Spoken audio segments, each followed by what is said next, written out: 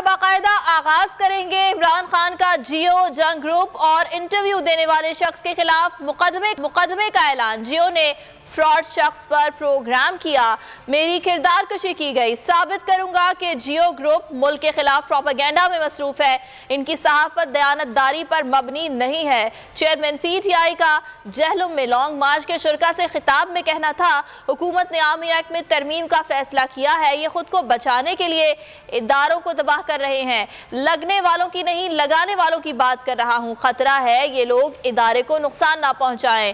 कौम इंसाफ के लिए चीफ जस्टिस की जानिब देख रही है। मुझे, आजम स्वाति और अरशद शरीफ को भी इंसाफ नहीं मिला तो आम आदमी का क्या हाल होगा। जो इन्होंने आदमी को पकड़ा और जो दुबई में ये जो सारा दुबई से और ये जो प्रोग्राम किया है, ये जो मेरे ऊपर इन्होंने जो मेरी किरदार कुशी की है, तो लिहाजा मैं लंदन में भी केस करूंगा। ये जो शख्स है, ये जो फ्रॉड है, इसके ऊपर मैं दुबई में भी केस करूंगा और इनके ऊपर, ये जियो के ऊपर दुबई में भी केस करूंगा। और मैंने फैसला किया है कि अब हम इनको इसलिए अदालत में लेके जाएंगे कि हम साबित करेंगे कि ये इनका जो तौर तरीका है, ये जो जियो ग्रुप है, ये इस मुल्क के अंदर प्रोपेगेंडा करता है। अगर ये दयानतदारी से सहाफत करते तो इनको पता था कि ये फ्रॉड आदमी है। कभी एक आदमी, जिस आदमी की क्रेडिबिलिटी कोई नहीं है, उससे तुम 10 दफ़ा सोचते हो कि उससे ही आप उसके नाम पे ये प्रोग्राम कर रहे हो।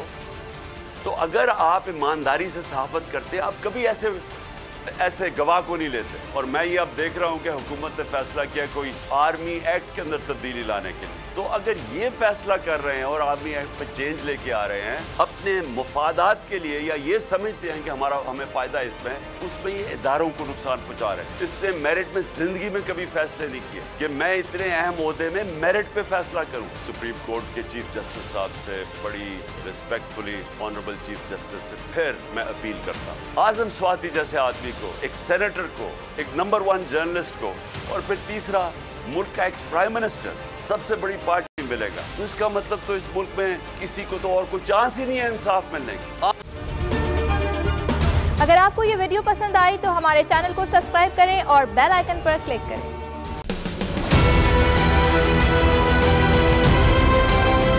बोल ने हमेशा हक और सदाकत का साथ दिया, सच के साथ खड़ा रहा। हम हैं मिसाल अब्र, मगर इस हवा से हम डर कर सिमट ही जाएंगे, ऐसे भी हमने। बड़ी मुश्किलात, बड़े बड़े चैलेंजेस, सिर्फ बोल खड़ा रहा, बोल डटा रहा। है उसकी आदत डरा रहा है, मेरी फितरत डरा नहीं हूँ मैं, और ये ईमान की ताकत की वजह से। सहाफत पर जब भी कड़ा वक्त आया, सिर्फ बोल खड़ा रहा, आवाज उठाता रहा हकीकी सहाफत के लिए। इंशाअल्लाह अल्लाह बेहतर करेगा, हक बातिल पे गालिब आके रहे।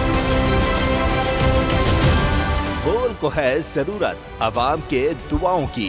मार्च होगा आई लव बोल। बोल को वेलकम कहता, आजादी मार्च के लिए मैं बोल को मैं दाद देना चाहता हूँ। बहुत अच्छी कवरेज की है, ये मार्च की तो जबरदस्त कवरेज है, बोल की प्रॉब्लम सबसे बेस्ट। इज़हार आज़ादी के लिए, पाकिस्तान के लिए, पाकिस्तानी अवाम के लिए।